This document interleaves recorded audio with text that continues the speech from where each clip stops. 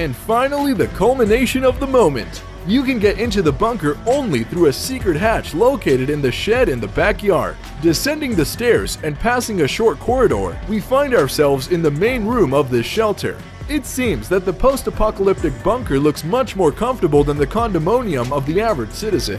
There is everything for a comfortable stay in the case of zombie apocalypse. Kitchen, toilet, bed, comfortable sofa, and huge plasma.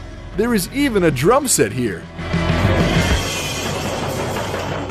The important thing is that there are weapons here. As you already understand, the weapon will be self-made in a homemade bunker. Termite cannon will be one of the most vivid self-made works. A gun for firing checkers from termite. The termite burns at a temperature of 2,300 plus degrees and burns everything in its path. Of course, this weapon is more spectacular than effective.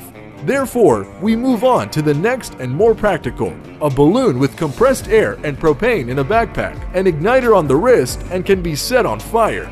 Possessing such a device, a person can throw flames at a distance of more than 3 meters, cook toasts, scare neighbors, or comfortably set fire to a herd of zombies.